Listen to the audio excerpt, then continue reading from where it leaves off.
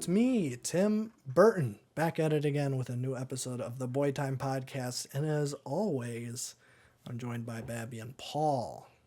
Who's Tim Burton? It's a great question. Who's Paul? Who's Paul? I don't know. For I guess newcomers, they might not know because you've not been on the podcast for a hot minute. But your work schedule finally opened up, so now you're allowed to come back. Oh, yeah. Your real job. Your real job, the podcast. So, yeah. Paul's back. Yay. We'll see if he has any interesting contributions to what we're going to be talking about. But we aren't talking about gaming this week, so maybe not. Rick, that's the only thing I know. I know. I could do Literally the only thing. I could do a review of that Jedi game that the PC port was bad. We kind of already talked about it. Yeah. Oh, I know Star Wars. I know you know Star Wars. You're a big Star Wars do. fan. Totally. The biggest. But Played that one Star Wars mobile game in high school. oh, okay. So you know your stuff then. Oh, yeah. Okay. Well, I'm sure you're very familiar with the disastrous PC launch of Star Wars Jedi Survivor then. I actually kind of am. I think I saw a short video on it, but I don't remember. All I know is people not happy and saying there's not one good game so far in 23. Or something like that. That's Or probably not one unbroken game on lunch, I should. Yeah. On launch. That's probably more correct. Because the thing about this game is that it's actually really solid. Like I like it a lot. I'm not gonna do like a whole thing about it, but it's really good. I mean, it's kind of like Elden Ring. I think it's more like Elden Ring than Sekiro, which the first one was very Sekiro, and then this one is Elden Ring. I like Elden Ring. I know you like Elden Ring. I don't know if that means you're gonna like this game, and you're not gonna like it if you get it on PC. Oh, I'm not getting it because that's all I got. So Yeah. I'm not sure you'd like it. I played it on PS5. I've had minimal issues, but yeah, it's not even. I feel like, and we don't really talk about Star Wars a whole lot on here, but I feel like Star Wars has gotten to the place, especially with the like Mandalorian, the kind of Disney Plus shows, is that it's like, oh, look, remember these characters? I feel like it's kind of like Marvel too. Maybe this is just Disney in general, where it's like, Ding, ding, ding.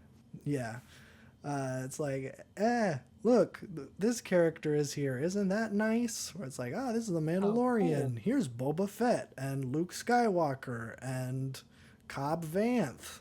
That's, I mean, not as well known as those other two, but they're just like, we need to throw everybody in here. do you remember Jar Jar Binks? They've not done that yet. I'm waiting. Wow. Missed opportunity. Well, okay. In the Mandalorian season 3, the newest one, Ahmed Best is in it, who played Jar Jar Binks, but he was not in costume. Close enough. He played someone else. But yeah, but the reason I bring that up in relation to this game is that there's no legacy characters in it for the most part. Like it's not a, ooh, look, this person's back type of thing. For like no reason, where it's like Boba Fett really had no reason to be in the Mandalorian season 2, and I guess Luke, it kind of made sense, but it didn't look good. Where this one, like, yeah, all of the main characters are not existing characters. It's all new people. The story like barely has anything to do with established planets and stuff. And it actually caught me off guard. There was like a twist in it, and I didn't think that Star Wars was capable of having like solid, storylines, and it actually caught me Whoa. off guard because I'm like, oh, okay. I don't really want to spoil it because it's so fresh, but there's like a character that Thing happens. I figured it was like a hug boxy kind of character, where it's like, oh, well, we're good friends. I just immediately trust you, and we're like super close, and now we're best friends. I'm like, oh, okay, and that's exactly kind of what Star Wars is now. Like the Mandalorian meets some person, and then they're just spilling their guts to each other because Lizzo. that's what it is. Doing little hugs. And I figured that was what was happening in this game, but that person ended up being a bad guy, and it caught me off Whoa. guard. It wouldn't have caught me off guard in like a normal narrative, but it caught me off guard in a Star Wars game. I didn't think that they were still capable of pulling twists. So, yeah, for the first time in a long time, I would say that the story is probably the best part of a Star Wars game. I would say that has Whoa. not been a thing since Jedi Outcast 2, which came out on the PS2 and GameCube. Ooh, that's a while ago. GameCube. Long time ago. I had one of those. Yeah, I didn't. I did not have a GameCube. I had a Wii, but I could play GameCube games, so that's how I was It's able true. to play it. I had a Wii too. Nuh-uh. Who didn't have a Wii? Everyone had a Wii. Everyone had I got a Wii on a bookshelf right here. Yeah. Mine's probably in a dump somewhere. Oh, okay. Well, I think it actually stopped working. That's why. Oh, well, yeah, probably then. I was gonna say those are commodities now. Everyone's trading old consoles and old video games now. Not that Wii's are old, but like 15 years old, I guess. To me, they're old. They're pretty old. I mean, 2008. I'm old. You're I'm 23. I'm old. You're old.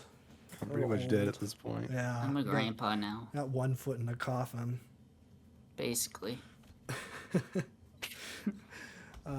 But yeah, I probably won't talk about the game again. But it's just kind of, it's sad to see the release get really botched on PC, especially in PS5. It was pretty fine. I think I had like 1 or 2 crashes, and I just 100%ed it today. So Nice. ideally, your game wouldn't crash at all, but God of War Ragnarok also crashed once or twice, but I didn't bring that up then because it was barely a problem. And it isn't really a problem in this game, unless it's all the time, which it is on PC. Like, people can't even get it to start. For most people can't even get it to start. So, yeah. Wait a Sounds couple like a years. skill issue. It's a skill issue. Just pay more money to get a better Yeah. computer. It's, Yeah, That's you what gotta it you gotta get an Alienware PC. You know, it's like it's especially made for the There you game. go. Yeah. Always get an Alienware PC. Yeah, with the highest quality parts. Yes. So that's it for gaming. I wasn't going to talk about it, but since you're here, I guess we'll talk about gaming a little bit. On to movie stuff. I have one little bit of movie news, and this is really going to be it for news this week. Asteroid City, Wes Anderson's new movie coming out. I think it's like June 20th, around there, I think. I don't know. There's so many movies coming out in June. But Wes Anderson, at least in the last movie, I don't know how many people saw The French Dispatch. I really like The French Dispatch. But there is graphic nudity in The French Dispatch. Full frontal, even. No. I know. Not a lot. Well, I don't think people didn't like that movie because of the full frontal, but he's going full French mode and is just putting nudity in his movies now. And I guess there is nudity in Asteroid City, but Bryan Cranston. I don't think so. In the trailer, Scarlett Johansson says, "I did a nude scene. Do you want to see it?" To Jesse, I did a nude Jesse. scene. Want to see it? I wish Aaron Paul was in Asteroid City too. Mr. White. I don't know if you saw this, but Bryan Cranston and Aaron Paul are in an episode of the new I did season see of that. Always Sunny. Yeah, that's gonna be interesting. Yeah, I'm not sure what to think about that one. Bryan Cranston isn't even in that trailer. Neither is Margot Robbie, who's like top billed. Interesting. Yeah, very interesting. But there's graphic nudity in Asteroid City, but the studio appealed to the MPAA and they got it to be rated a PG-13. They didn't make any changes. They just appealed to the MPAA, and now there is officially a movie that is rated PG-13 with like the little descriptor being graphic nudity. And I think it's the first weird. one ever to have that. So 13-year-olds, get ready. You're going to be able to see a boobie in a movie, maybe. I don't know why it's graphic nudity. It's probably not going to be as I don't want to say intense, because the French Dispatch wasn't like intense graphic nudity. No. She was just like a live model. So yeah, I'm not sure. It's interesting. I was going to do a little thing on movie ratings. I forgot. So I'll do it another time, because I think that is a discussion worth having. Because the MPAA is very puritanical in how they rate movies, and I have a lot of issues with how movies are rated. Especially since, and this, I don't know if this has become more of a thing. I think this might just be my local theater, but my local theater IDs everyone whenever you see an R-rated movie. I don't think I've ever been ID'd for a movie, honestly. I hadn't Nope. until I saw since I started going to this theater up here. Yeah, it's really, really weird. I don't know why. It's on like the sign on the door where it's like, as of this date, we are going to be IDing everyone for every R-rated movie, which is weird. It was weird going to see Cocaine Bear and getting ID'd for Cocaine Bear. That wasn't, and you know, the sad part was that wasn't even the most disappointing moment of that night. But yeah, we'll talk more about that on another podcast, because I think there's a lot of interesting things with how movies are rated, and especially like the 50s and 60s, a lot of movies were censored, and you can definitely tell when some of that got repealed in the 70s, because I think the 70s were just a reaction to everything, and it's just everything is so dark and sad and depressing in the 70s. So we'll talk about that later, but it's just kind of interesting to have this movie be PG-13 with graphic nudity as the descriptor. But with that out of the way, I think that is it for news. There's been like trailers for stuff, but whatever. I'll talk about the movie if I see it and it comes out. Yeah. But this week I watched 3 comedies, which are going to be pretty hard to talk about. I think it's pretty hard to discuss or review a comedy. Not because they're bad or anything. I feel like comedies kind of get a bad rap in terms of, like, they never win awards. They're not as prestigious as these high-class dramas. But I think it's just hard to talk about comedies because it kind of devolves into, oh, this part is funny. Oh, this part is funny. The part where this happens made me laugh. So I'll try to give a little more nuance and talk more about the behind-the-scenes stuff a little bit. But the first movie I watched was Pee-wee's Big Adventure. Of course, the starring vehicle for Pee Wee Herman, who would later have his own TV show, Pee Wee's Playhouse. The weird thing is that this movie is not aimed at kids.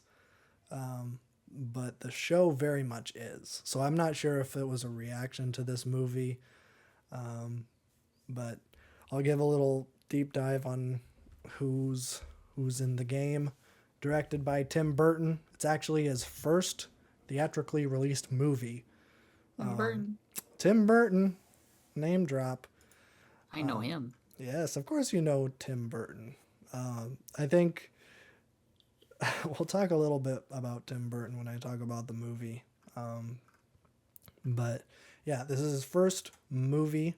He'd done like shorts, and he directed an episode of Alfred Hitchcock Presents, which is the weirdest crossover ever, but I guess that works. But it's written by Phil Hartman, Paul Rubens, aka Pee Wee Herman, and Michael Varhall. And it is starring Pee Wee Herman, Elizabeth Daily, and Mark Holton. I say starring Pee Wee Herman and not Paul Rubens because specifically in the credits it says Pee Wee Herman as himself. So I'm going to credit him how he credited himself in the movie.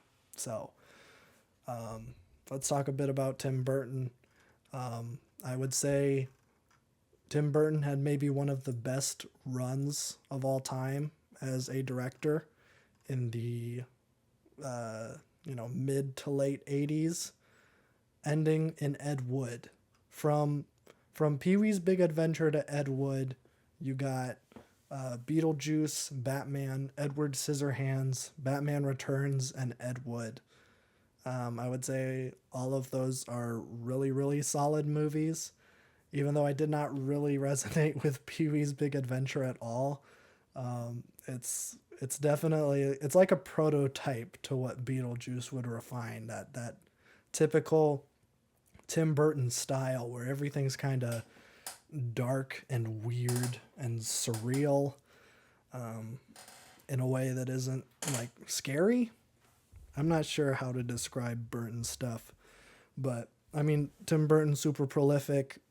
He has like a whole art movement named after him. Like it's called Burton-esque. It's a little like Kafka-esque. But if you make Charlie and the Chocolate Factory, I guess. So yeah, it's interesting. You can barely tell it's a Tim Burton thing. It is mostly a Pee Wee Herman thing, which I don't know if you guys know anything about Pee Wee Herman. Nope. I love Pee Wee Herman. Yeah. I know who he is, though. You do know who Pee Wee Herman is. I do. Oh, okay. I think. Yeah, it's a little weird. He's more or less kind of fallen off of the face of the earth, and that is mostly due to Oh yeah, I do. controversies with the guy who played Pee Wee Herman, Paul Rubens. He was in the public eye not once but twice for weird sex stuff. Of course. And by weird sex stuff, I mean weird sex stuff in 90s context. The first thing that he got caught doing, which I don't even know why this even happened, but he was at a porno theater, which seems really weird to us now, but yeah, there were porno theaters where you could go and jack off with a bunch of strangers. With the bros. With boys. the boys. And Paul Rubens went to one, and for some reason the police just came in and were like shaking down everybody that was there. And I think he kind of like tried to bribe the cop into like not making this public. He's like, "Hey, I'm Pee Wee Herman. I could like do a little what do they call it? Do a little dance." It was like do a little benefit for like the police union or something. And then they didn't get him for trying to bribe a police officer. They got him for indecent exposure, which isn't that the whole point of those theaters? No, you're supposed to wait until after. That's why they have a bunch of bathrooms there, you know? I don't know. I don't know how those were set up, Nah, you been to one, I know. They definitely were not a thing. They were long gone by the time I was on the scene. And by on the scene, I mean alive. But yeah, so he was caught doing that. That was in, let me see, 1991. And this movie came out in 1985. So I think the movie came out and then he did his show. And then immediately after that arrest, he stopped the show. Or maybe it was canceled. I'm not sure. But that was the first weird sex thing. I don't even think that's really a weird sex thing by modern standards. I wouldn't consider maybe jerking off in a movie theater. That's still a little weird, It's just weird. but It also was the that's what the back theaters movie. were for. So I don't know. I'm not I'm not an expert on this. The only like thing I've seen of that is that there's a scene in Taxi Driver, which haha film guy brings up Taxi Driver. But there's a scene in Taxi Driver where the Joker takes his girlfriend to a porno theater and he doesn't see anything that's wrong with it, just because he's like, oh, I always go here. Why would you think it's any different? He thinks it's really weird that she's freaked out by taking her to a porno theater on a first date. Love that incels idolize this character. Oh yeah. I need to rewatch it. My girlfriend really wants to watch it for some reason. I'm like, okay. I think it's because I've brought it up every time we talk about the Joker, because she's seen the Joker. She, for some reason, saw that in the movie theater for some reason. She does not go see movies. She, for some reason, saw the Joker. And she liked it. I'm like, okay, well then I guess we can watch Taxi Driver sometime. I'll let you know how that goes. It's been a hot minute since I've seen it. But the second weird sex thing, I don't know how to feel about this one, just because I don't think we have all the details. But it is weird. So about 10 years after, in 2002, Paul Rubens was arrested on pornography. Maybe some of that being minors. It's a little unclear. So I'm not sure why the police went to his house with a search warrant. I think like he was off like filming something, and then like while he was gone, the police like raided his house, and I don't know why.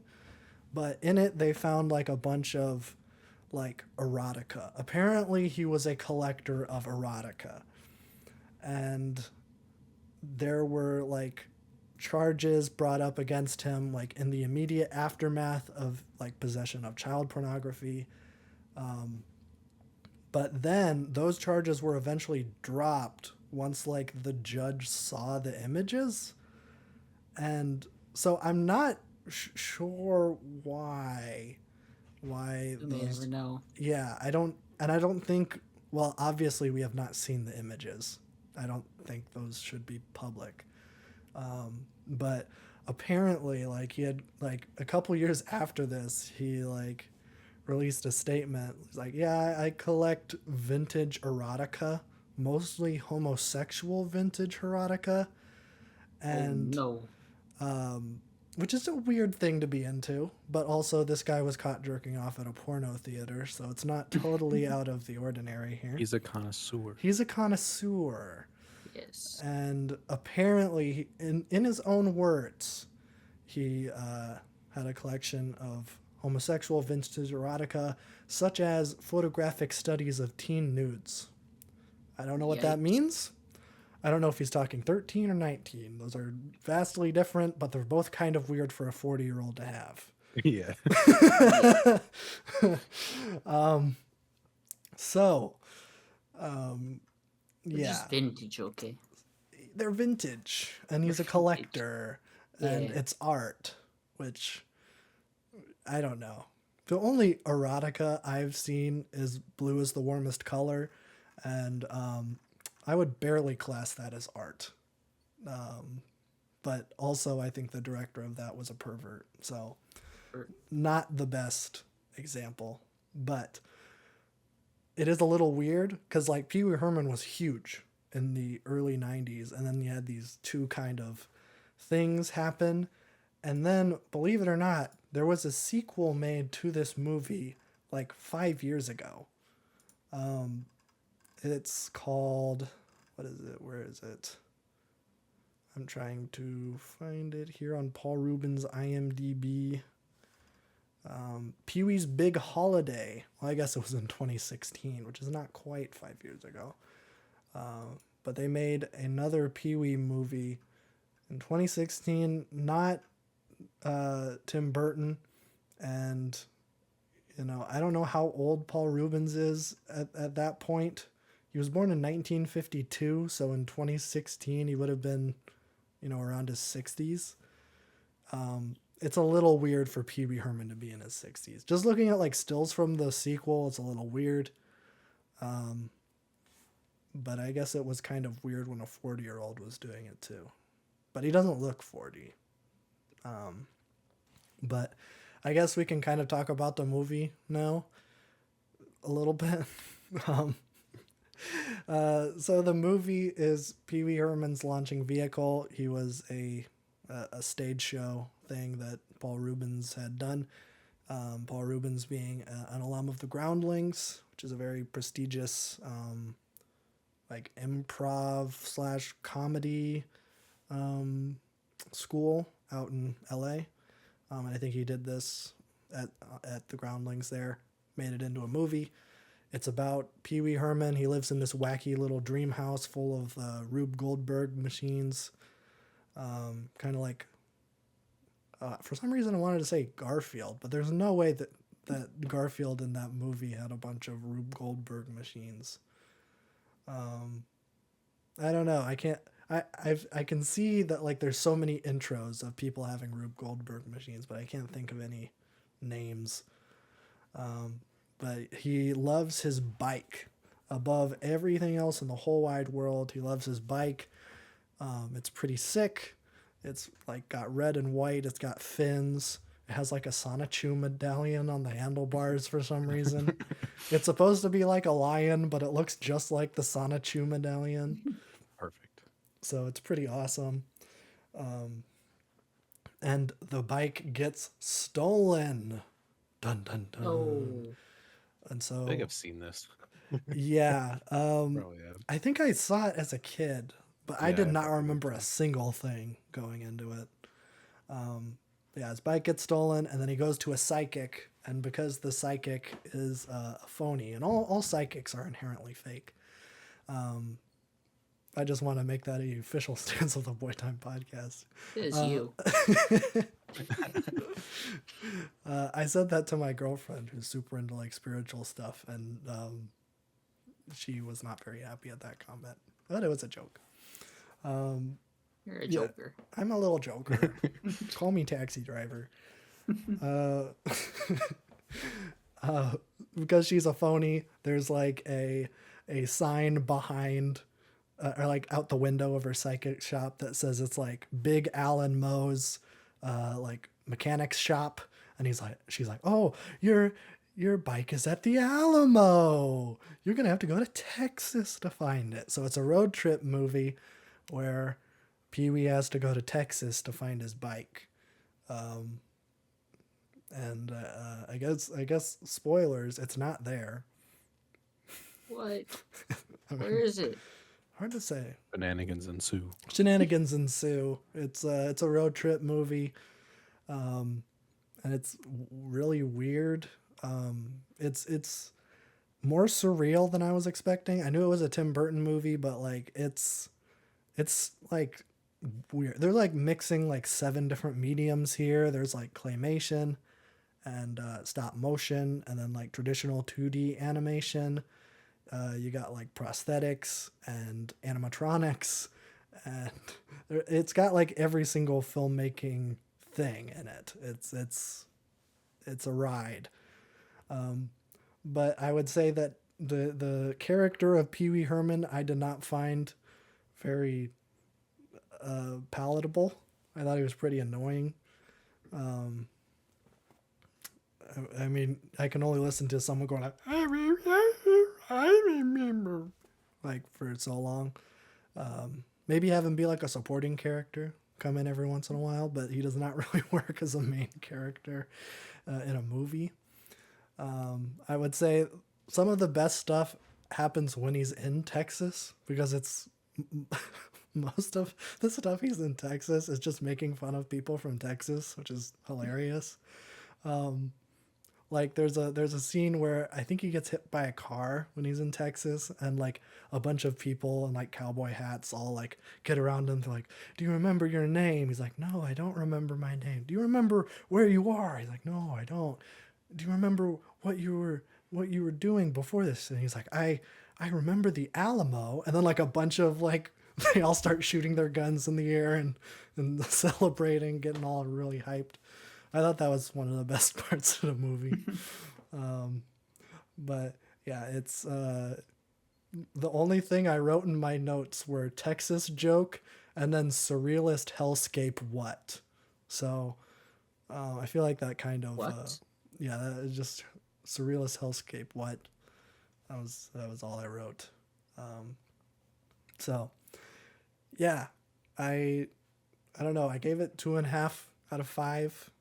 It's straight down the road. I respect it a lot for what it is and what I guess it kind of jumped off the career of Tim Burton, which I have to be thankful for, because we wouldn't have Ed Wood without Pee-wee's Big Adventure, and I think that's something worth celebrating because Ed Wood is one of the best movies of all time. And Charlie and the Chocolate Factory is also one of the best movies of all time. Next, I watched Guardians of the Galaxy 3. I think I'm going to skip that one for now and go to the third movie I watched this week, and that is The Naked Gun from the Files of Police Squad, which is a show that nobody remembers. But I think there was like 6 episodes of Police Squad made, and then it got canceled, but they still named the movie after the show. Suffice to say, you don't have to watch the show to watch The Naked Gun. I don't even think it's on anything. So good luck trying to watch it. But I think this is the second movie I've seen by the dynamic writing trio of Zaz. I think it was like Zaz Productions. It's the Zucker brothers and Jim Abrahams. So put their names together. It's Zaz. They were a big writing kind of powerhouse in the 80s, making spoof movies. They made like Airplane and Top Secret and all of the Naked Gun movies. Worked a lot with Leslie Nielsen, who of course stars in The Naked Gun. But I want to take a minute to talk about the cast of this movie, because oh boy, it's weird. And maybe looking back on it, it's a little bit more weird, and maybe it's just from my background it's weird. But Leslie Nielsen stars, of course. But then his love interest is played by Priscilla Presley, Elvis Presley's wife. I think they were they still married at that time? When did Elvis die? I don't know. 2012. 2012. That was when Michael Jackson died. Same thing. Same thing. I was gonna say, I didn't think you died so recently. No, I think it was in the 80s sometime. But there was there's a Elvis Michael Jackson connection, because Oh, I think Elvis's daughter married Michael Jackson for like That's very awesome. short time. It's like a Oh. couple months or something. But there's a connection there. just for the people being able to say they did that. That's why they did it. Well, I don't know. I don't I knew know. from the beginning. I don't know much about the. I don't even. What's do I even need to look up Elvis Presley's daughter's name? Of course you do. Okay, This is Elvis' a pod. daughter. Oh, Lisa We have all the Marie. facts. I should have known that. Lisa Marie Presley. I think she's like a country. Well, she was like a country singer. She just died this year. before her mom, who's in this movie, Priscilla Presley. So yeah, Lisa Marie Presley was married to Michael Jackson at one point. Actually, it was for 2 years, 1994 to 1996. So, and then right after that, she was married to Nicolas Cage. Oh. Ooh, that's an upgrade. So yeah, Priscilla Presley plays the love interest. George Kennedy, who's like a B movie star. We haven't seen a lot of him. B movie. Not the B movie star, a B I movie know. star. I don't think we've seen any movies of his, but like he was in a bunch of movies that were like Hack-A-Lantern level. I loved Hack-A-Lantern. Hack-A-Lantern's a great movie. That's up there for me as one of the best bad movies we've seen. But yeah, he was in a bunch. Birdemic for me. Oh, Birdemic's good too. Let me see if You hated it. I don't hate Birdemic. I don't like the second one. Oh, it's the second one you don't like. Okay. Oh yeah, we haven't seen the second one because you will not for the life of you watch it. It's really bad. And I've just recently found out that there's a third one. Oh my god. There's no way I'm watching that. I think I need to see if George Kennedy. I think he might have been in Jaws. Is he? Someone please tell me right now. For some reason, I think he's. I'm gonna go with a yes. And I just Command F'd him. I Command F'd Jaws on George Kennedy's IMDb, and it didn't come up. So no, he was not in Jaws. I don't know how, but I heard your computer go boom.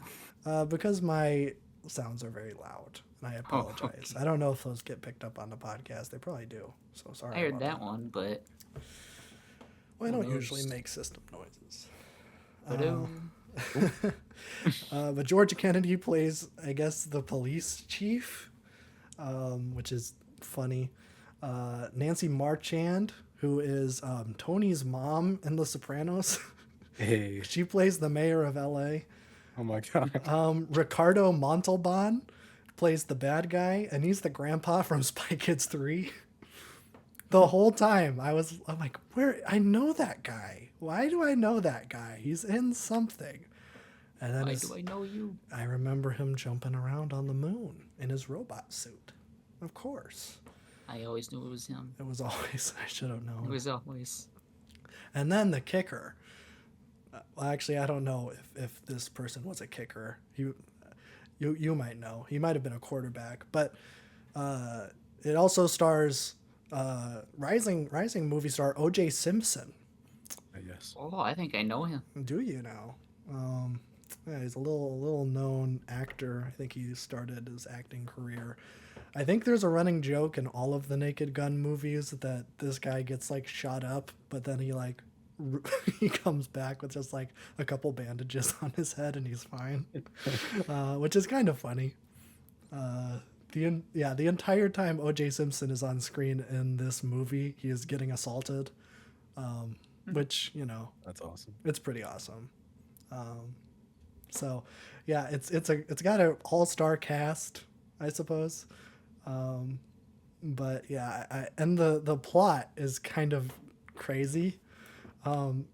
So the grandpa from Spy Kids 3 is trying to kill the Queen of England, who is visiting LA on like a country tour.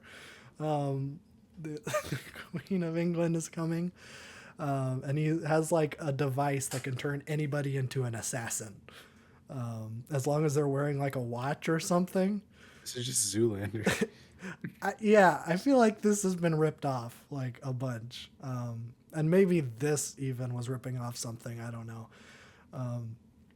But yeah, so he's trying to kill the Queen of England, and Priscilla Presley works for him, but she also falls in love with Leslie Nielsen, who plays a bumbling police lieutenant who is in like the special forces wing of the like police department that's just called Police Squad because the TV show was called Police Squad. I think for those who don't know, I feel like a lot of people know Leslie Nielsen for being in these funny haha movies, but he was like a serious actor in like the 60s and 70s. It wasn't until he was in Airplane where people were like, "Oh, this guy's funny. We should put him in funny movies." But I think the thing that makes Leslie Nielsen in Zaz movies different than him in other comedy movies is that Leslie Nielsen is great because he delivers all of his lines straight. He is not like he's not doing any sort of comedic timing or anything. He's delivering his lines as a dramatic actor would. And I think it's because of that background of being a serious dramatic actor before doing these funny haha movies. So he absolutely knocks it out of the park. I think this I want to talk a little bit about comedy movies a little bit, and specifically the regional comedy differences, because I would say there's two main like kinds of comedy. You got your East Coast and your West Coast. I'm going to give examples of writers who accentuate these styles of writing, but most of the time they are not from the area that that like kind of exemplifies this writing. But for East Coast, I would identify East Coast comedy as being very cynical and kind of like poking fun at society. I would say the two kind of main writers who exemplify this are Harold Ramis and Dan Aykroyd. I mean, Ghostbusters specifically is so cynical towards like corporatism and franchises and merchandising. I guess Mel Brooks is another good one for East Coast. West Coast, I would say it's mostly your buffoon movies, slash I guess stoner comedies would also be West Coast humor. I would say these are exemplified by like Seth Rogen, Judd Apatow movies, for taking modern examples. Zaz, they don't do either, and I think they're really the only people who could be categorized as Midwest humor. They're from Madison, Wisconsin. I think they went to school at UW Madison. I have no idea where that is. Yeah. Yeah, so they're right around where we're from. It's fun, very fun stuff. But I would say that, when we're talking about Zaz movies, they're movies that like are just kind of goofy, but like it's never played for goofy. It's always played straight. Like everyone in Airplane is taking it seriously that this airplane is going to crash, but there is a bunch of goofy stuff that is constantly happening throughout that movie. Everyone in this movie is taking the real threats against Queen Elizabeth's life very seriously, but there's a bunch of funny haha stuff that happens in between then. And I don't know, this hasn't really been, I don't see this as being especially really common anywhere else. And it kind of makes their stuff really unique, which I guess is why they were very prolific during this time. But I think this comedy kind of died with spoof movies in general. You don't see spoof movies made anymore, or if you do, it's one of those shitty blank movies, your date movies, your disaster movies, did they make a superhero movie yet? I feel like they should have made a superhero movie. You're probably cooking one up. Yeah. They should have. I know, I feel like Scary Movie's a little different. I don't think those are made by the same people. The people who are making like date movie and disaster movie aren't the people making the scary movies. Although it's very deceiving. But yeah, I would say that, I really like spoof movies a lot. Like I'm a big fan of Mel Brooks and Zaz.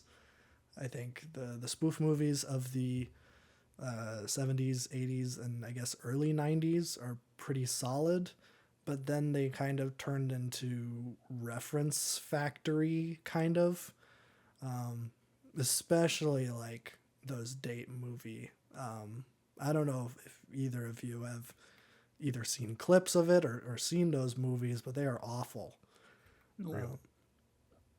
How those guys would make those movies, I don't even want to give. Well, I probably should give them credit, but I don't care. The way that they made those movies is they would just like watch trailers for upcoming movies, and then based on the trailer, include those characters in their movies.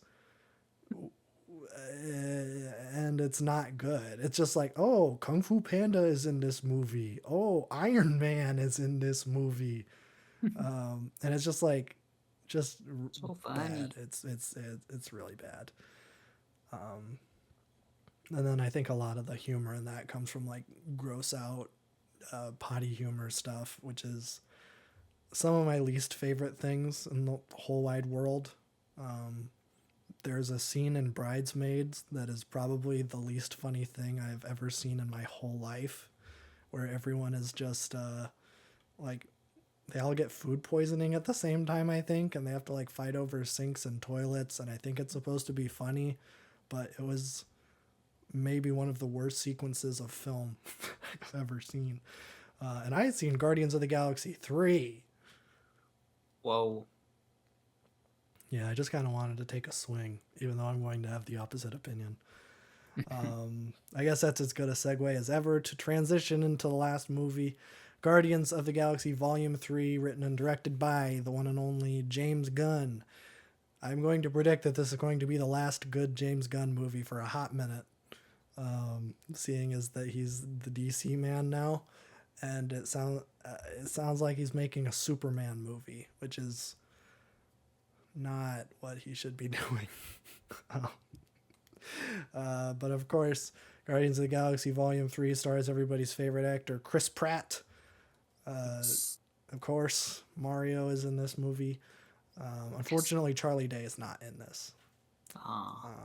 But Zoe Saldana, Dave Bautista, and the bad guy, I'm maybe going to butcher this name, so I apologize. It's Chukwudi Iwuji. He was also in the Peacemaker show, so there's that connection there. But yeah, I went into this movie expecting, I honestly kind of expected James Gunn to throw it at the very end, just because he's the CEO of DC now. I was like, why would he make a good movie for Marvel before jumping ship? That wouldn't make any sense. But then he did it anyways, and he made, maybe, I don't want to say the best one, but right now I'm kind of thinking it's the best one of the three. Which is weird because this is like maybe the least funny of all of the three movies.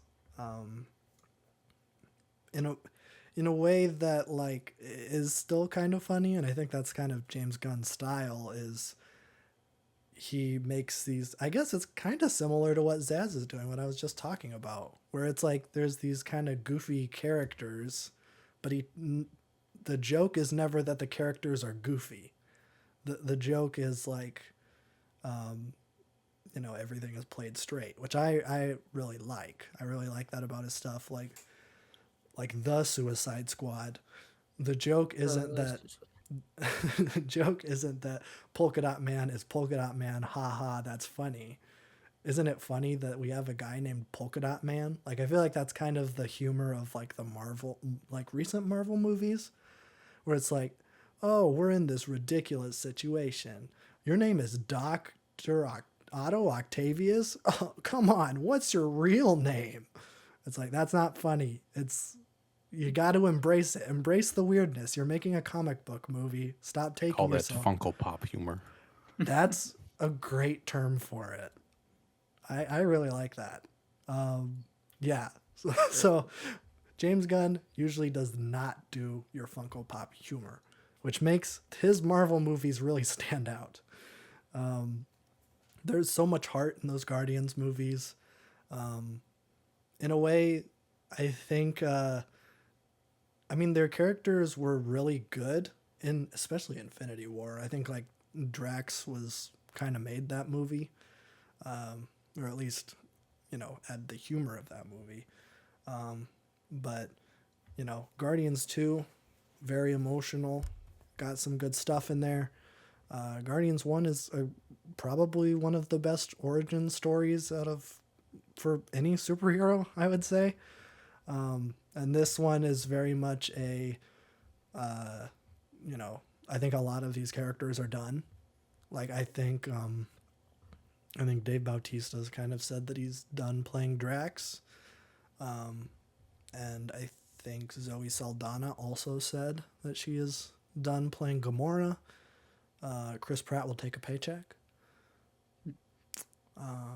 But everyone else is kind of sounding like they're done or they don't want to be the character if James Gunn is not at the helm.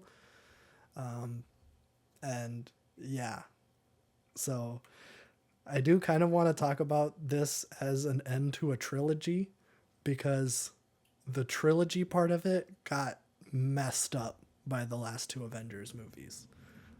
Because James Gunn always intended this to be a trilogy of movies. And I think, do I have to say spoilers for Endgame or Infinity War at this point? Nope. No. Everyone say already so. knows everything that happens Yeah. in it. But like since Gamora got in Infinity War and then like they brought back like an alternate version of her, like that completely messed up like how the last movie was going to go. Not the timeline. No. I mean, it was a very dumb decision, but they had to bring her back because James Gunn was going to make a third Guardians of the Galaxy movie that had Gamora in it, so they had to bring her back. Yeah, and they also had to bring Loki back because they were going to make a television program that had Loki in it so that the Tumblr girls would be happy. But yeah, it's it's a little funny. There are some digs at the events of Endgame and Infinity War in this movie. And I have not seen the Guardians Holiday Special. I know that kind of establishes some things for this movie, but I don't care. Never put plot points in a holiday special. Yeah. I mean, James Gunn did it, so like, it's probably good, but Still, like, never did. it's not like you don't need to see it. Yeah. But like the movie starts and everybody is miserable, except for Drax. But he's too stupid to be miserable. It literally it starts, and I guess I think a big part of the Guardians movies are their soundtrack. Specifically, the first movie is mostly 70s songs. The second movie is mostly 80s songs. So as you can guess, this movie is mostly 90s songs. I didn't recognize half of them, but I'm not super familiar with 90s music. So I'll look into it. So maybe once you see it, you can fill us in. But I did recognize the opening song, which I feel like this series is known for how their openings are kind of like big odes to like a big musical number from that time. So you got that Redbone song, Come and Get Your Love, for the first one. You got Mr. Blue Sky in the second one. And then in this one, everybody's sad. And Rocket is listening to like an acoustic version of Creep. And it was like, oh, okay, this is a little obvious. York's rolling in his grave and he's not even dead yet. Yeah, he's rolling in his grave. It was, but I feel like, it fit, but like, it was also like, okay, that was kind of an obvious pick, everyone's sad and Rocket feels out of place because he's a little weird cyborg little thing. So he's like, just super mopey and listening to Creep. Yeah, it was kind of funny. But this is very much the majority of this movie is a Rocket origin story. I don't think Bradley Cooper as Rocket is hardly ever in this. Like I would say, maybe about a third of this movie is flashbacks to Rocket's origin, which there have been some debates as to this film's portrayal of gore and specifically animal abuse. And Uh-oh. oh boy, it is intense. I have seen some angry moms online saying that there needed to be some disclosures. the CGI raccoon. They were expecting a Black Widow or a Shang-Chi, and they got animal abuse. Really These graphic. kind of people will watch 12 Years a Slave and be like, oh my god, this is so sad. And then they'll watch like a cartoon raccoon get beat up and they'll be like, no. No. But it's like graphic. It's a little intense. And I'm someone who isn't necessarily really squeamish when it comes to gore, especially if it's over the top stuff like James Gunn did, especially in the Suicide Squad. But yeah, like you see like a little baby raccoon like getting his skull cut open and like they're surgically messing with his brain. There's like a scene where some guy's face gets ripped off and his like eye is like kind of gouged out and like half of his like lips are gone. It's intense for a Marvel movie. It's intense. I feel like everything is so sanitized now. Not that Marvel was ever known for being gritty, but like especially now it just feels like they're not taking any risks, and this is like a giant risk for them. Like it's kind of venturing into body horror almost with what these animals like look and act like. Like his friends, like one of them is like a walrus that has like clockwork orange like things prying his eyes open, and there's like a rabbit that has like all of its limbs cut off and it has like the spider legs from that baby head in Toy Story. Yeah, it's it's a little much. But I liked it. I didn't like the gore, but I really did like the movie. I thought it was pretty G-dang epic. I don't really want to give too much plot details away just because, you know, it literally just came out this weekend. So won't go too much into it, but I will say I really like that they included Cosmo in this. I think Cosmo is one of my favorite. I think one of my favorite things in like the Guardians universe is Cosmo, which is like a little astronaut dog. Like during the like space race, the Soviets like launched a dog into space, fully expecting it to die, but it like gets exposed to like solar radiation and gets like psychic powers. And so Cosmo is just like this little dog who has like a thick Russian accent that is psychic, and it's very funny. There's a lot of I don't want to say like dog humor. It's not like, you know, like how you picture when I say dog humor, I feel like that has a negative connotation to it. It's not that bad. It was pretty being funny. a fire hydrant. No. You mean there's not Secret Life of Not Pets worth humor? No, there's not Secret Life of Pets humor in it. Dang it. The Not worth it then. the whole like I guess like D story with Cosmo is that so they did do like a gender swap because Cosmo is traditionally a boy dog, but it's a girl dog in this movie. It doesn't matter at all.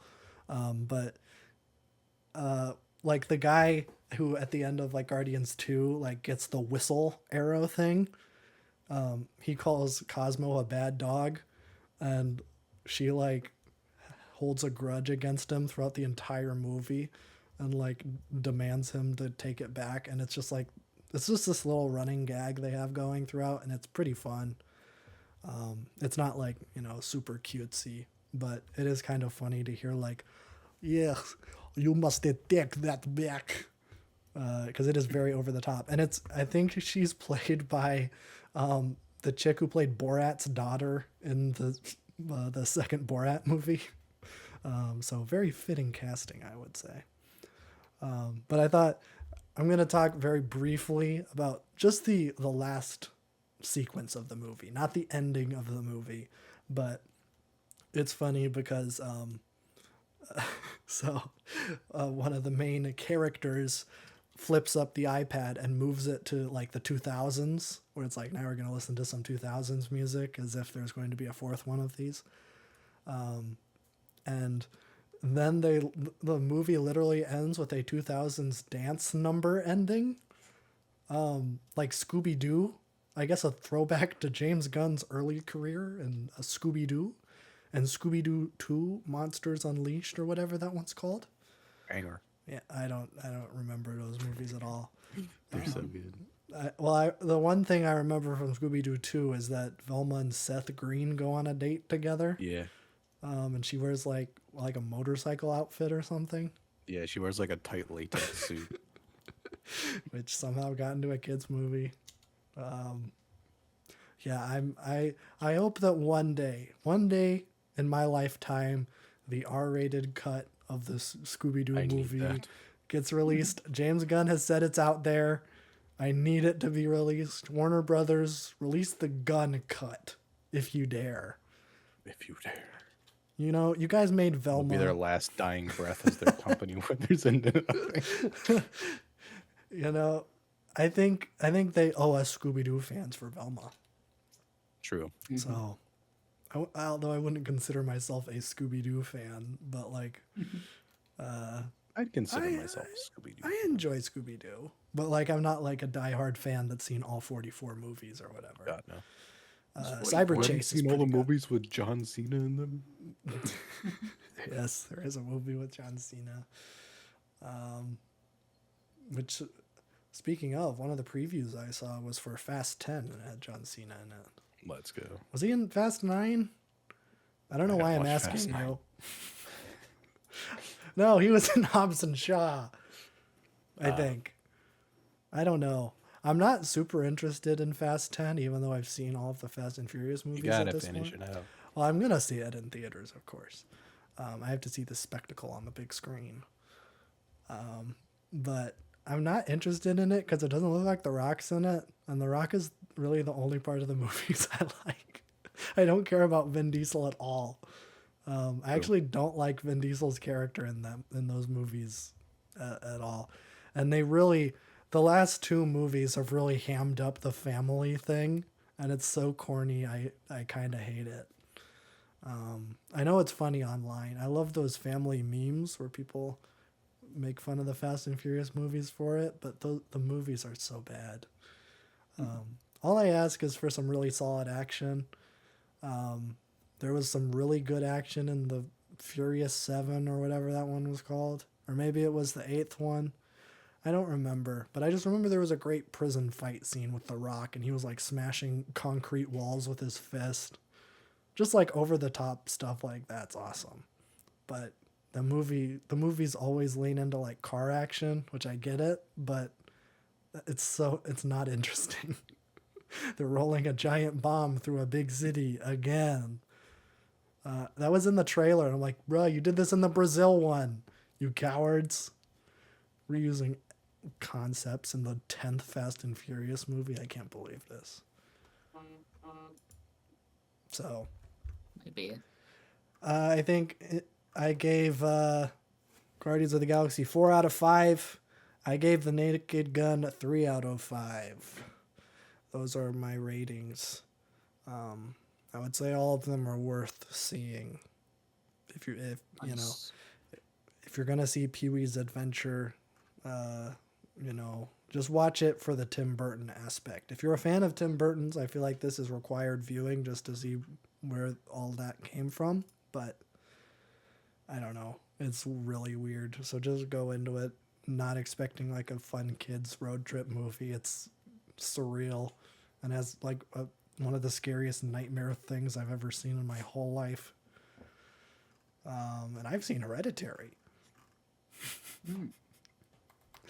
Yeah, I mean, it's not as scary as Hereditary, but I think that'll do it for movie talk. throw it over to James for music and unnamed segment. I'll get a name, I swear. Okay. I'll chat GBT it. Oh, there you go. That's a good idea. That'd be the good thing to do. Yeah. We actually have music this week, Oh, which is Cool. a surprise for this year. yeah. I'll talk about the new Billy Woods album because that's literally like the only thing I listen to. But it's kind of a, it's an event. I kind of stop everything when that happens. But we'll get to that. We do got the new K Tramine record coming out Oh, yeah. next Friday. Just got the track list today.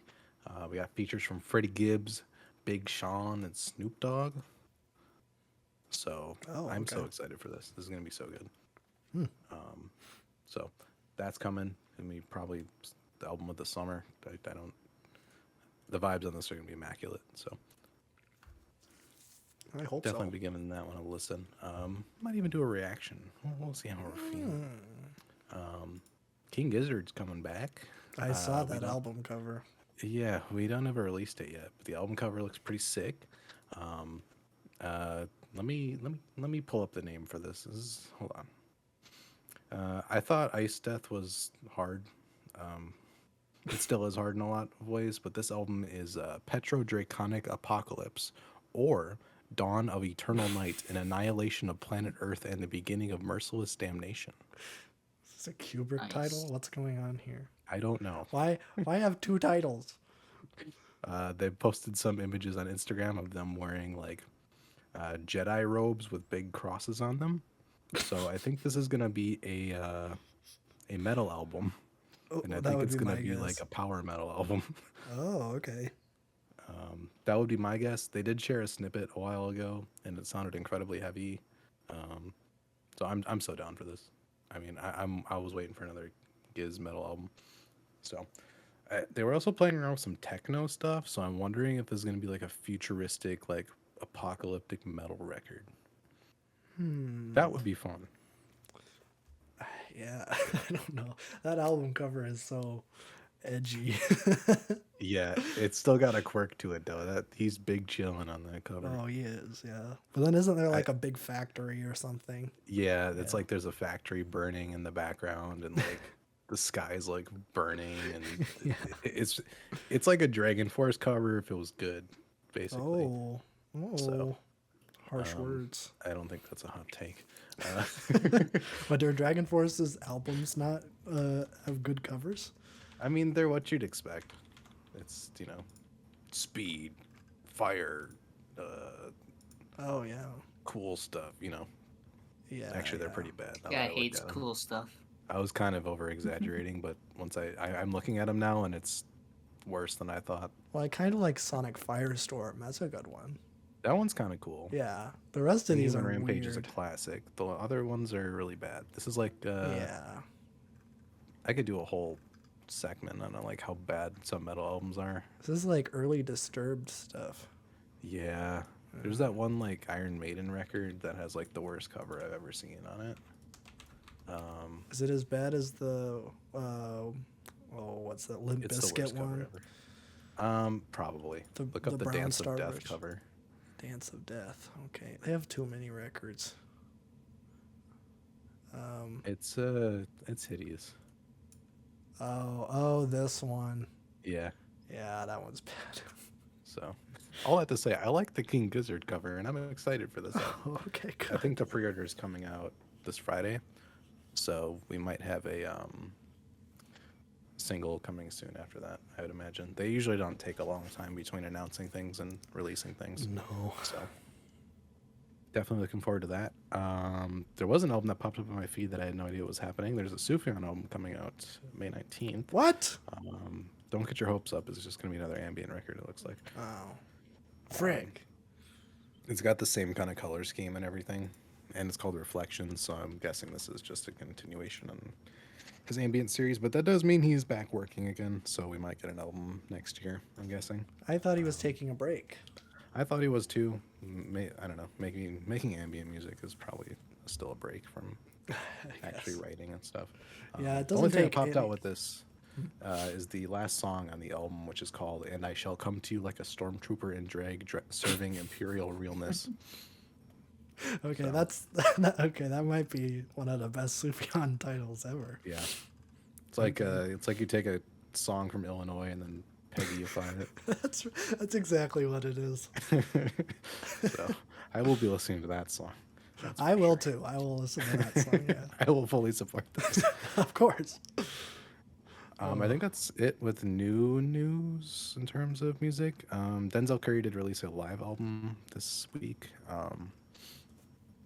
I guess it's an album. It's like 20 minutes. Oh, A lot of stuff from his last album, and then a couple of loosey new ones. Pretty good. I keep forgetting he can sing really well. So whenever this R&B album comes out, I know it's gonna slap. wait, he's making an R&B record? Eventually, I don't know if he said it's not the next one, but he's working on one. Oh, Um, I but want everything like I've heard from Denzel Curry live has been fantastic, so I don't doubt him. I would love an album with him and that cold-blooded soul band. Yes, everybody's asking for that now that he's done like 2 jazzy live sets. It's kind of like you Yeah, it'd be so good. kind of have to go into it. Yeah. Conway the Machine also released an album this week. I have not heard a lot about this. I'm sure it's pretty decent. They usually have a pretty solid track record. This one's not getting as good of reviews as the rest. I might check it out, might not. I don't know.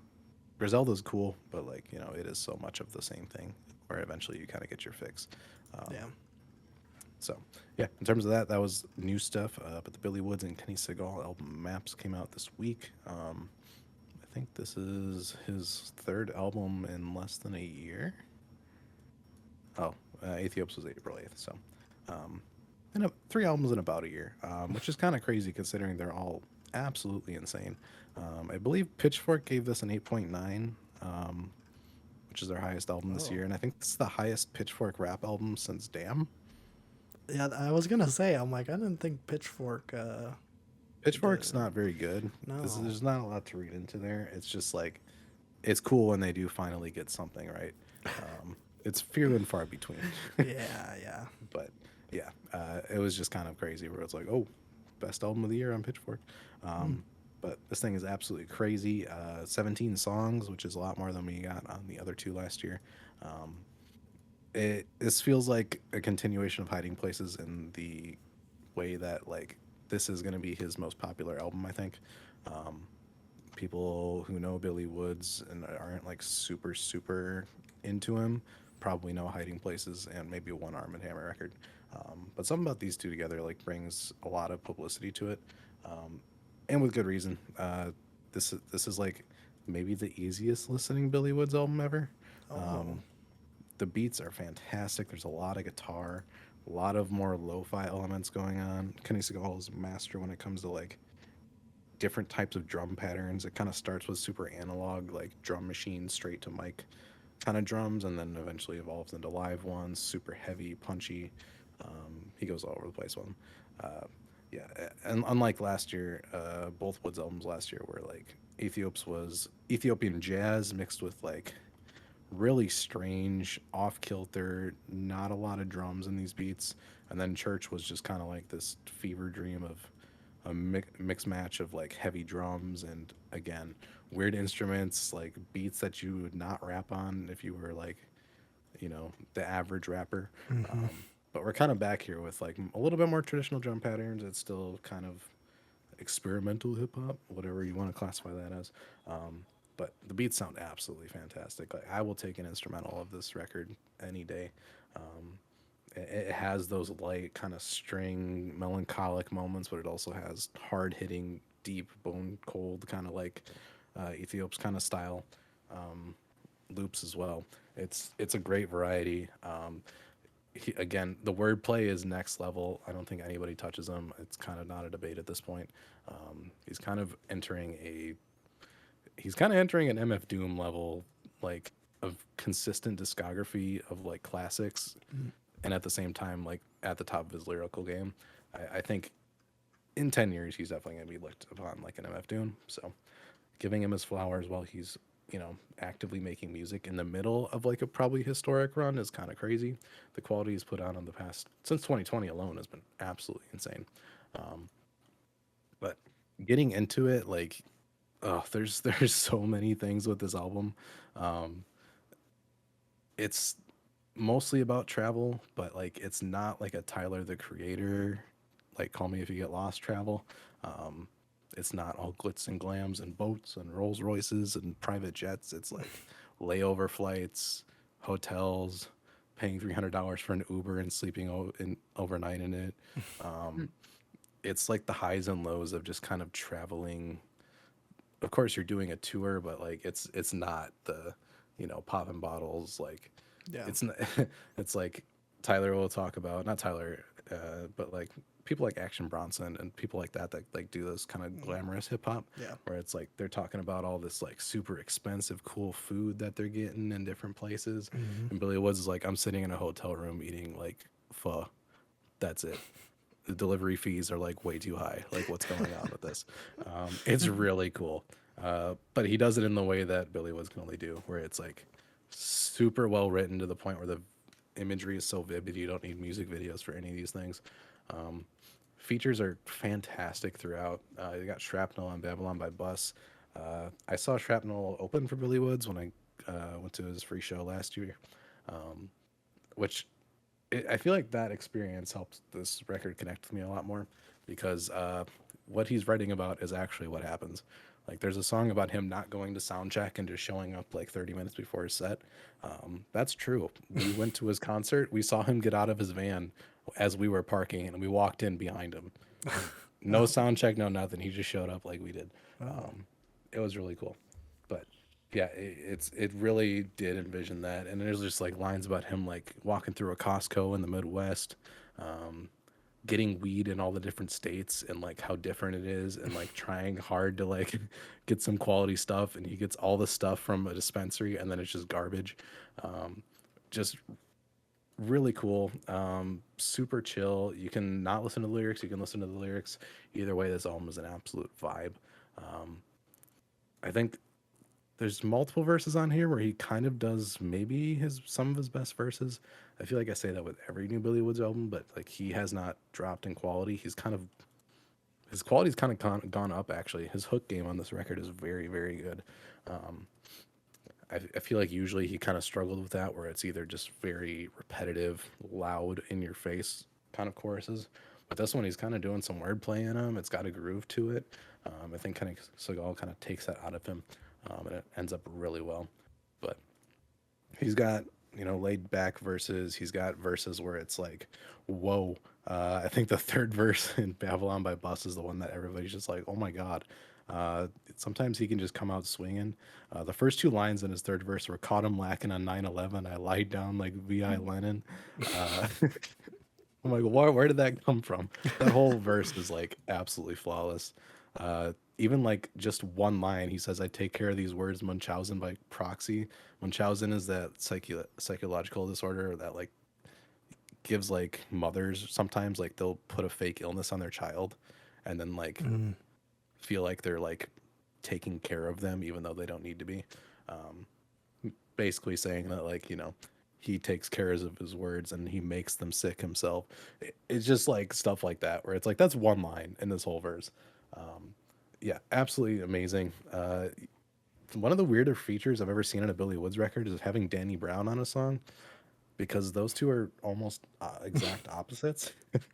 Yeah.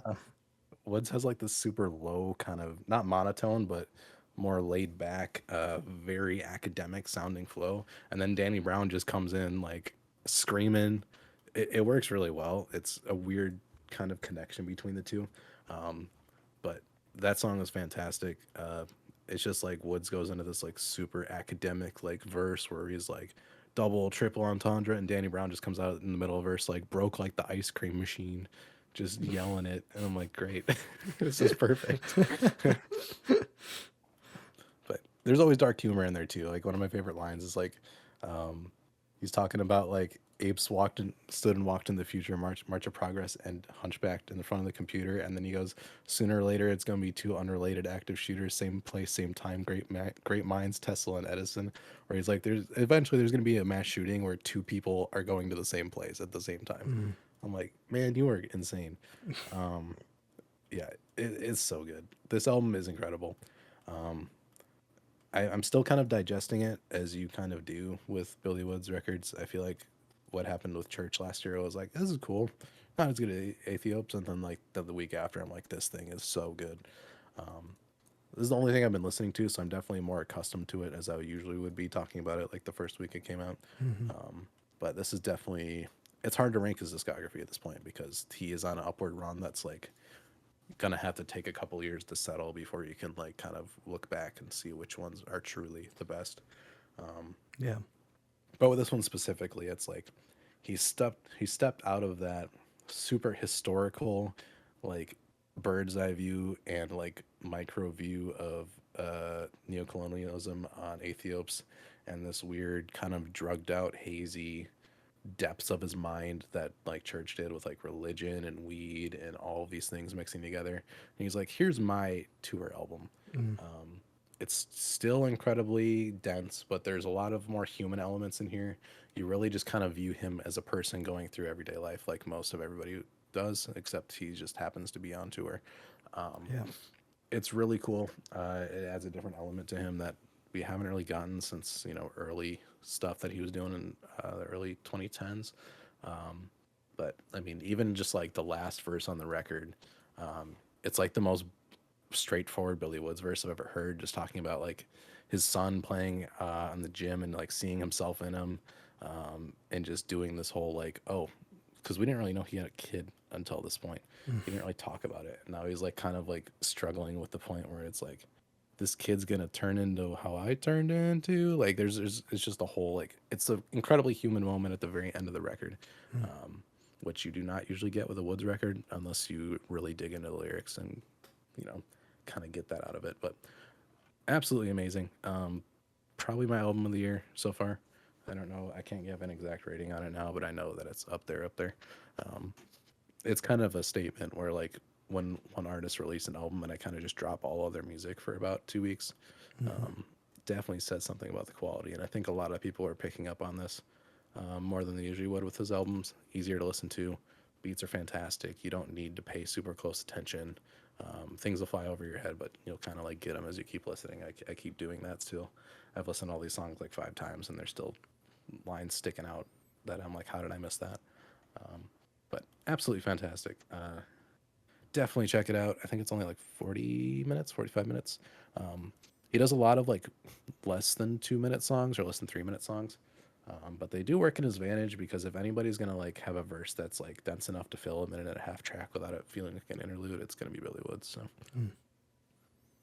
that's the man right there. Man. But fantastic.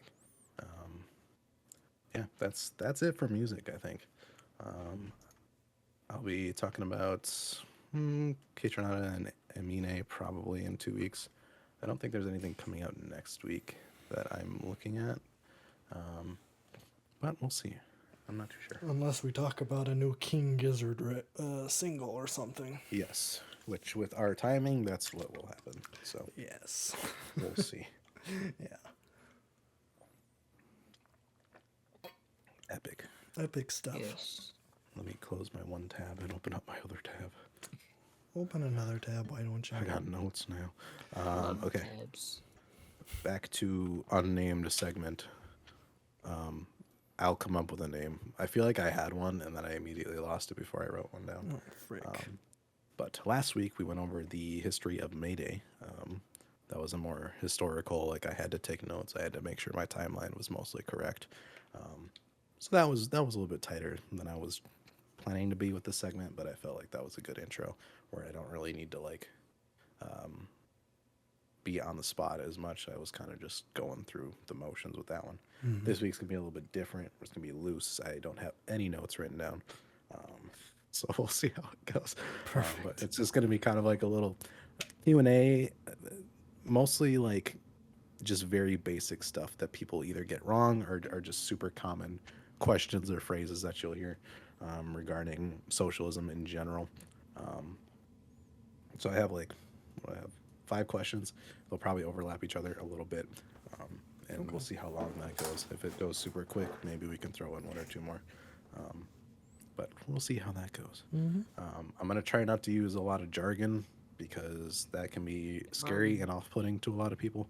Yeah. So if I'm gonna use jargon, I will try to explain it and I will try to relay it back to something important instead of just sounding smart. Like, oh, I'm using big words. Yeah. Oh, why does this sound smart though? It does help once you understand, the definitions of those words, and it is legitimately helpful and easier to take in things. But that's not what we're doing here. Okay. We're loose. Fast and loose, baby. Yeah. I feel like the most common I don't I tried looking like common questions up, and like it's so hard to Google these things because I got like right wing articles for the first 10 and they had no idea what they were talking about. So I'm like, cool, that doesn't help me at all. Yeah. These weren't even like coherent questions. And I'm not insulting the intelligence of our audience by doing any of those. Yeah. So the first one I wrote down is socialism when the government does stuff. I feel like this is one that like comes up a lot. Where it's just like, oh, that's socialism. Oh, But yeah. no, the socialism is not when the government does stuff. The socialism. The socialism. The socialism. Socialism is a mode of production, just like capitalism is, except I guess the easiest way to explain this would be flip it upside down. Instead of the capitalist owning the means of production, it would be the workers owning the means of production. That's kind of the easiest way to explain it. Marx kind of puts it as the dictatorship of the proletariat. That's a lot of scary words if you have no idea what that means. So Yeah. I try to stray away from that definition. But in a nutshell, that's basically what it is. I feel like I don't know if I need to expand much on that. I feel like people kind of know how that would function. Yeah. It's basically communism, right? Yeah, this is kind of sounding a little bit like communism. But yes, basically, instead of a top-down model, it would be flipped to a bottom-up model. No trickle down Opposite of trickle down. economics. Yes. I don't feel like I need to expand on that point more. We'll get into the deeper stuff, and then like a lot of other stuff will kind of come out. I feel like another big misconception is that people think socialists want to, or like communists or socialists want to take away property because of the word private property that's used. I believe in the manifesto it says the abolition of private property is like the main goal of socialism, which can sound scary again if you don't know what it means. Sometimes people have trouble reading text like that, or they purposely misconstrue it. Being an anti-communist is maybe the easiest job in the world because not enough people even know what communism is, so you can just kind of spout off about whatever you want, and people will be like, yeah, interesting, cool. But yes, socialists do not want to take away your property. Private property is not like, it's not the same as personal property. They're not going to come take your water bottle or your gaming console or your toothbrush. These Not are my personal property Nintendo. items that you own. Private property is something that produces capital. So a factory, a farm, whatever. So basically, that would be turned into, under socialism, that would not be private property. That would be given to the public. So it'd be public property. Which ties into the first place, or the first point of the means of production being in the hands of the workers. Club workers. I yes. am one. We're all workers. Yay. In fact, about 99% of us are probably workers. So I'm a landlord. I'm a worker. the only person who would be scared about this private property point would be people who own factories and exploit workers, or farms, or any of that kind of thing. It would not apply to 99% of the population. Right. So I'm surprised a lot of people get that wrong. But again, there is so much misinformation that we're kind of have to dig our way out of, and it's kind of starting from a negative point. You got to kind of crawl your way out of the ground before you can even start to learn about some of this, because the U.S. is not a good place to learn about this stuff. No. You can go on Twitter on any given day and just see like the most brain dead take you've ever seen, and then you go in the comments and it's like 25 blue check marks just being like, "This is so profound." It's really funny. Wow, all those people got $7. It's true. It's true. $8. I love supporting my favorite billionaire. But yeah, there's here in the U.S. It's just you're either Biden left, where you're basically right, but just barely, or you're Stalin communist, and there's like 50 things in between. No one There knows. is, yeah. No one knows. Yeah, I Yeah. think jumping off of that, for the U.S. left in particular, this question, it's not really a question, it's a statement, Oh, I'm in where that. it's like, we should be more like Norway or Sweden. So are Norway and Sweden socialist countries? No, they are not. They're social democracies, I believe. That's their official term. Yeah. Yeah. It's still capitalist. It's still, gets a lot of its wealth off of the exploiting the third world, because that is how capitalism functions. So it is not some shining utopia where it's like, oh, everything's cool. It's like things are still very much owned by capitalists. The reason that a lot of them have those social programs is exploitation from the third world, and also they had a big red cousin right next to them. You might have heard of the Soviet Union.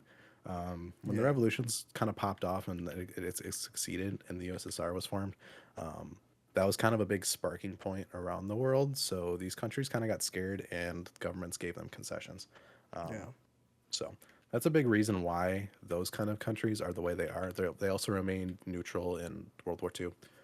So they preserved a lot of their kind of Not infrastructure. Norway. Not Norway. They got swiped in a couple days, and Denmark Yes. in like 5 hours, I think it was. Yeah, they tried to stay neutral, I will say. Yeah. And Sweden is actually a huge gun manufacturer and supplier for Israel. So a lot of money comes in from that as well.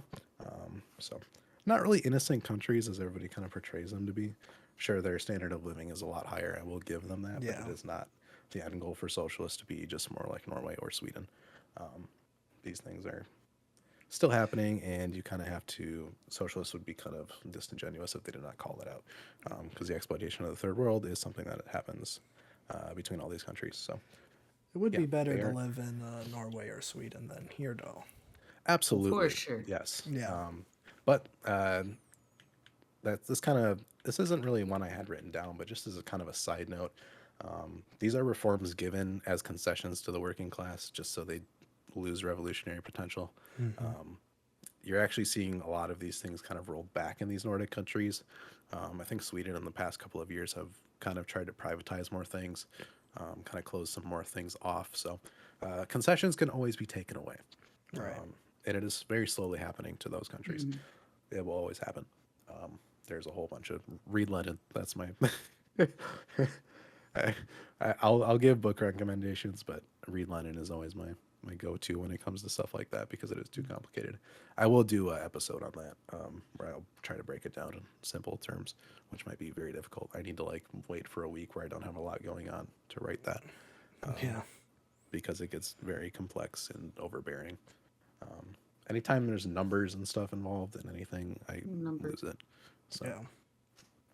but yeah, that was kind of the Norway and Sweden are not socialist. That's about it to say about it. I just explained it. Another one that kind of comes up. I feel like this is mostly a U.S. issue. Socialism is authoritarian. Why would I want to live under authoritarians? This is straight U.S. propaganda, but just to kind of break it down, you kind of really don't live in a democracy right now. I mean, we kind of live Oligarchy, under. I think. Right? Yes, technically, if you want to. Yeah, Yeah, ruled by the rich. I mean, when was the last time there was yes, a poor president exactly. Yeah. or It doesn't senator? happen. Yeah, your interests are not really taken into account. People will vote every 4 years, and that'll be their civil duty. I did my part, but you are Most choosing between don't two even do that. capitalist parties. Yeah, most don't even do it. I think the U.S. has like a 51% voter turnout. Yeah. We wouldn't be So an oligarchy if we did. exactly. I mean, your right to vote is just to put up the facade, anyways. But yeah, the U.S. you choose between two capitalist parties. You don't really get to pick your front man. You can obviously reference the 2016 election where Bernie was a lot more popular than Hillary, and Hillary still got the nomination. So Yeah. first of all, your needs are not met at all in capitalist society. Your voice is not heard. You kind of even when you say I elect this president and he serves me. Well, it's like this president can insert 3 magic wizards into the Supreme Court and just kill abortion laws. Nobody votes on that. That just No. happens. I'm not a big fan of those wizards. No, me neither.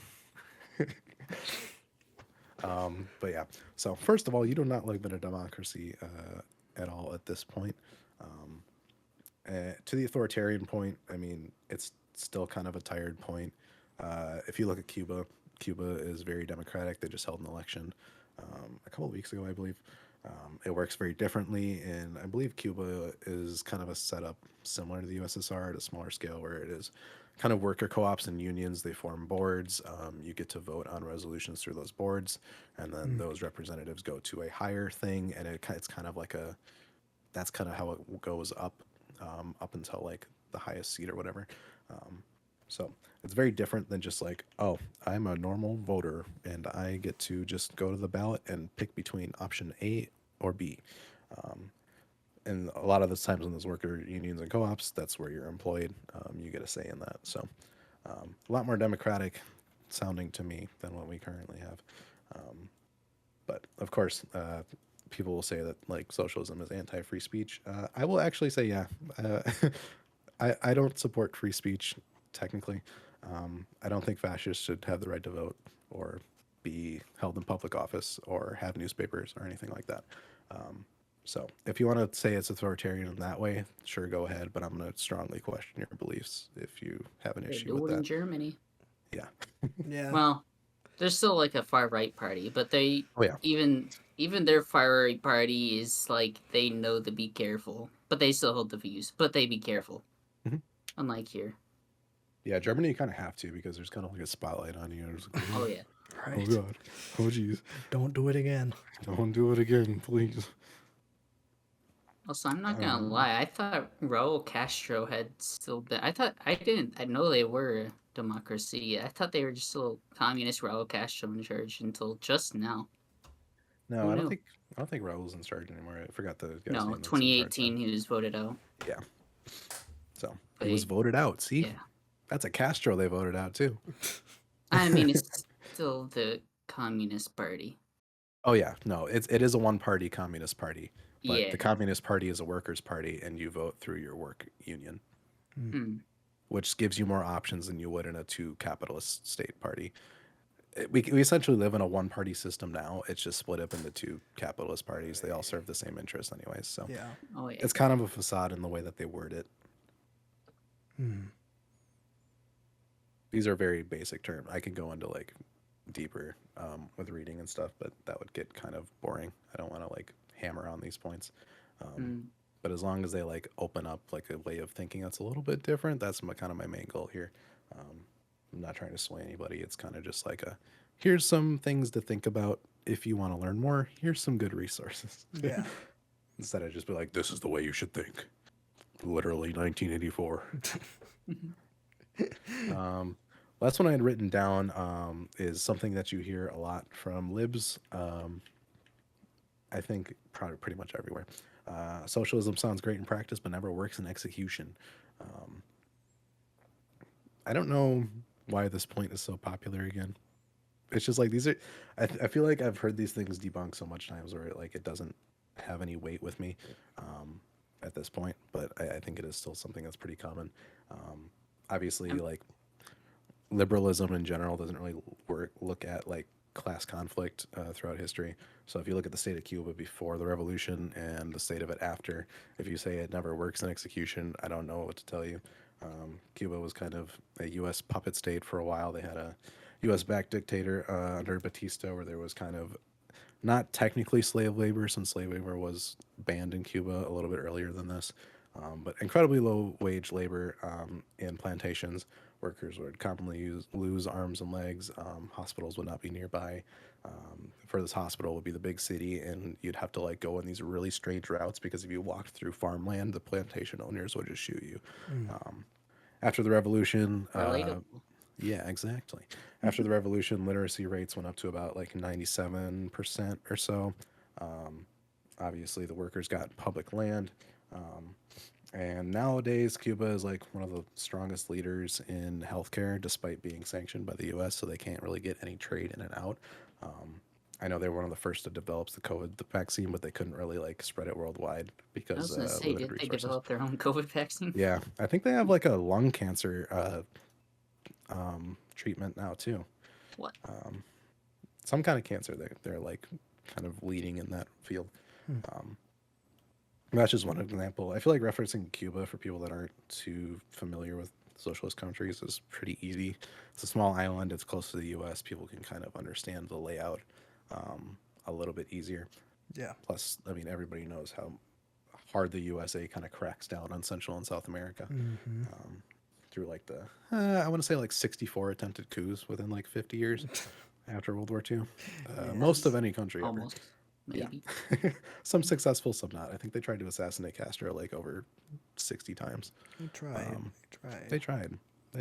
They were. It was kind of Tried. laughable, actually. That'd be a fun episode. Posted our Yeah. They tried to Big like give him something that history would make there. his beard fall off, and then like the citizens would like not like him anymore because like he wouldn't be this manly figure. I don't know if It's that's just why really people weird liked stuff. him. No. People CIA were was like, "Oh, wild. he has a beard. I'm gonna vote. I'm gonna support this man because he Yeah. has a beard." I don't know. The CIA just got a lot of funding, and we're like, let's just try stuff out. Let's see what works. Yeah. But yeah, I mean, I could talk about the USSR too, but I'm still learning a lot about that because it is just such a big, complex country that did a lot of things wrong, a lot of things right. It's a very, very difficult country to kind of get a read on, and I'm still doing a lot of research on it, so I won't talk about that.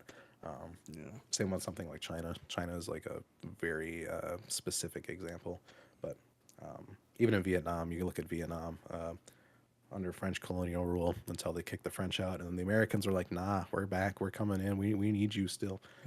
Battled them for a while. Vietnam beat the United States and then finally set up their socialist government, which is still practicing today. So, yeah, saying it doesn't work in execution. I mean, sure, people will say they failed because they're no longer around. But this did greatly improve material conditions for the people. And I mean, that's not really a failure to me. I mean, the USSR was kind of collapsed for a variety of reasons, but one of them being a lot of CIA intervention, but also some capitalists that got in charge, like Gorbachev, did that stupid Pizza Hut commercial. It's probably the best commercial of all time. Maybe the best or No, worst I mean, it was commercial of all time. incredible. Yeah, yeah. The commercial is so wrong. Oh, speaking of Gorbachev, there's a scene in The Naked Gun where the very opening of the scene, Leslie Nielsen beats up every single world leader that's trying to kill America. And That's he, awesome. And he rubs the birthmark off of Gorbachev, looks at the camera That's and awesome. says, "I knew it was fake," and then punches him in the face. That's pretty funny, actually. Yeah, it's pretty fun.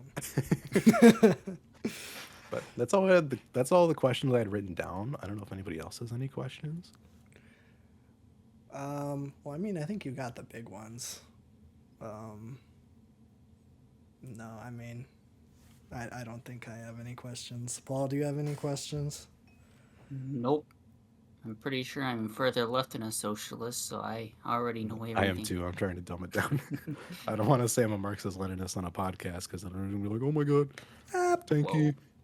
I prefer anarcho-syndicalism, because anarchy, That's right. except it's not actually that fun. We all strive for the same goal. That's the thing that matters. That's why I don't like kind of hyper categorizing. Of course, we all have our own like little disciplines of it, but like the end goal is always the same. It's the way of getting there that's drastically different. Yeah. But yeah, I'm still kind of debating what I want to do next week. I want to like keep it light before I dig into like heavier subjects that require background context before I get to talk about them. But I feel like I want to do a Radio Free Asia episode next week, Okay. which is this kind of the source that it's a CIA-backed institution that writes a lot of anti-propaganda for most of Asia. So if you've seen like the crazy North Korea stories where it's like everybody's forced to get Kim Jong-un's haircut or something, that's Yeah. Radio Free Asia. A lot of people get tricked by these things, which is funny because they're kind of laughable. China's kind of the newest victim of this kind of stuff. So I might do that for next week. That could be kind of funny, Yeah. but also pretty eye-opening for a lot of people. Because a lot of people will just go, "Ooh, China bad," and just like believe everything that they read online. Yeah. So that China could be a good one. mostly bad. I am not a China fan is somewhat of China. bad. I'll change your mind. But I think a lot of my hatred of China specifically comes from the how they censor art and Yes, they do censor art. They do have. There's like a weird, like, couple of China's a weird case. Yeah. Because even though the CPC is in charge, there is some weird conservative branches of the CPC. CPC. Yeah, that's what. CCP. No, it's CPC. Oh, wait. Communist Party of China. Yeah. Where am I Not getting the- not- CCP from? Well, I think People that just say CCP because I don't know why. Community College of Philadelphia. There we go. that's it. That's what we're talking Chinese CCPS, Communist Party. but- That's what it is. Yeah. about. Yeah, I think that is the party that Mao was in. I did a very Would have been the one he Yeah. founded. Yeah. yeah. I think Yeah. that one was the CCP. I didn't know that they changed their name, but Neither I've did I, apparently. done very little research on China. China is a gigantic subject, and Yeah. I've barely scratched the surface of it to get a full read on it. Oh, there's like It's 6,000 maybe the most years. fascinating. Oh yeah, it's like the most fascinating country currently because it will be the next superpower after the U.S. empire kind of collapses, which is Yeah. currently in progress. Which I mean, I'd rather move that for church. But yeah, so I'm thinking maybe a Radio Free Asia episode next week. It might get a little insane. I don't want to like come out swinging with all of it, so I might do the more funny ones and then sprinkle in a couple more serious ones that people fall for. Okay. That or I will save those for an episode on color revolutions, which is kind of the same thing, but not exactly. That involves actual people on the ground doing some funny stuff. I'm on the ground. Yeah. So that'll be mostly an episode on like Hong Kong, that kind of thing. But I'm thinking that for next week, unless something else grabs my attention. But we'll see. But that's kind of my rant on the Untitled podcast segment this week. I'll come up with a cool name. I don't want to be like LARPy. That's the issue. It's like I don't want to like be stupid. Yeah. Yeah, I don't know. I'm just trying to inform people, okay? Or at least open up a way of thinking without being like, you must read all of this, You must Red. do it. you stupid liberal. Why are you speaking in our As much as I'd love to bash on liberals for like 30 minutes straight, that's not productive or helpful. So No. They're not the worst people in the whole world. they're not, but they're the most annoying. Yes, that is true. Enlightened centrist. Oh, actually, yeah, centrists are incredibly annoying. That's my brother, and I hate it. Sometimes those people are so stupid though that like I can't even entertain making fun of them because I kind of just feel bad. Yeah. The market works. I Open don't up the know. market more, child labor. I The see kids both yearn for sides. the mines. I see both sides on this issue. See, I don't want to kill trans people, but I don't want to give them health care either. Well, yeah, that's a little too far. Yeah. That'd be a fun episode too. You can just go over like the ideology of enlightened centrists. That would be fun. Let's go. So I'll sprinkle in some funny episodes because I feel like it is funny to dunk on people, Yeah, but I still want it to be informative at the end of the day. So yeah, sure. epic. That's pretty much it for my segments. Awesome. Well, then I think that's it for the Boy Time podcast this week. Trying to think of anything for next week. Going to be anything special. Not sure what's going to happen because I'm moving next week. Don't know if the internet's going to be up and running. It's gonna be incredible. I know it. I sure hope so. It's supposed to Well, if it's start. fiber, you're good. Yeah, it's supposed to just start on Monday, and we usually record this on a Tuesday, so hopefully should be uninterrupted, both for videos and whatever for podcast. Especially since I don't have to wait for a guy from Comcast. I'm just getting it straight through the city, Yay. the utility company. So, yeah, big epic win for that. But just gonna put the warning out there. It's either gonna be late or we're just gonna skip a week if I have internet issues. But I don't think so. I get back, and then we might skip the next week. Well, I don't think we will. But yeah, I just No, wanna now put that I'm back, warning I out. know it's not gonna work. Oh, it'll work. We'll It'll carry work. That's it how next it week. works. Me and Paul. There you go. You and Paul could Oh. do a whole episode. You can do that. I can talk about work stories because oh my god, is there so much drama at Casey's? It's insane. Let's go. I do like drama. We're a gossip podcast now. Perfect. What's the tea? Tea time. Tea time. Are we a BBC discussion podcast or a drama discussion podcast? Hard to say. We can be everything. Theoretically. We talk about Star Wars and communism in the same episodes. I think we're kind of our target audience does not exist, but we're making one. Yeah, that's fine. Yeah, I You don't. got a niche. Yeah. Somewhere. I don't think there's any new movies coming out next weekend. I know I kind of had a runner there where I saw. What was the one I saw last week? Oh, Beau is Afraid. Yeah. Yeah, I watched a super artsy A24 movie and then the new Marvel flick. As it should be. As it should be. And I think I liked the Marvel flick more. If Yo, I'm being today's honest. Fentanyl Awareness Day. Yo! That's awesome. Happy Thanks, Google. Fentanyl Awareness Day for those I don't know who why it should celebrate. be. I am aware of fentanyl. We all know that you're a huge fentanyl user. Yeah, I love my fentanyl. Yeah. Helps me sleep. Perfect. I feel like it's an up or Is down. that how I that don't works? know. I have no idea. I don't know. Yeah. Oh, I think we'll see. We'll see what happens. I am currently writing a free 2 months of Paramount Plus because I did a free month and I said I don't want to pay anymore. And then they're like, "Oh, we'll give you free for 2 more months." I'm like, "Oh, sure." Okay. So I'm probably going to be watching movies on Paramount Plus. So I might watch Jimmy Neutron Anchorman, movie. Jimmy Neutron movie. I might watch Basic Instinct. Talk about some erotica, like what Pee Wee Herman yes. was looking at. It'll be like the Fortnite podcast one, but we're just talking about that. Where they're all just like sitting around the table on the couch. Well, the thing that's interesting about that movie is that there's a very famous scene. I don't know. Have I talked about the famous Basic Instinct scene? Probably not. If you heard of the famous Basic wouldn't know. Instinct scene, I don't. I know Paul wouldn't. I don't know if you would either, baby. But Basic Instinct.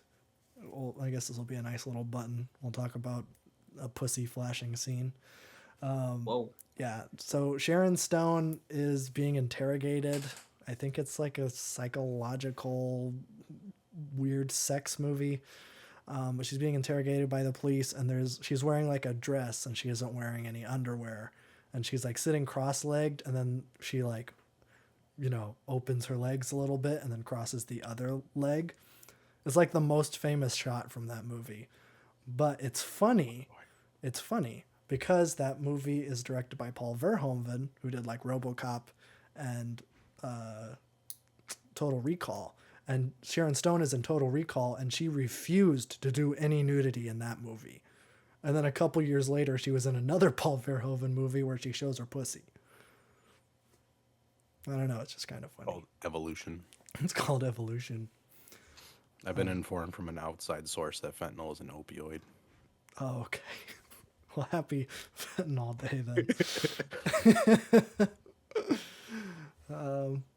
So, yeah, I'm not sure what I'm going to watch, but it'll probably just be movies from Paramount Plus while I got it. Well, they got like Mad Max. I'll watch Mad Max and American Gigolo. Yes. Should I just watch sex movies? Would that be fun? Yeah, I think so. Would that be a fun theme? Would that be a Be great. comfortable podcast? Who knows? Okay, great. Only one way to find out. Perfect. I'll just exclusively watch erotica movies and report back. So That'll be a new target audience. That'll be like niche. That'll be unique. yeah, We'll stand out. sex perverts who are also communists. It'd be very Yes. interesting. Okay, well, you have that to look forward to for next week. So I don't know, grab some Vaseline or something before the next Jergens. podcast. Some Jergens. It's not a lotion company. I don't know. Get your what's the Gold Bond? Get some yes, Gold Gold Bond. Bond. It's your eczema cream. Get ready. I'm gonna be sure to include all of the lurid details. Mm-hmm. I don't remember how I And talked to. demonetized, baby. We're not monetized anyways. Exactly. So, yeah. Bye.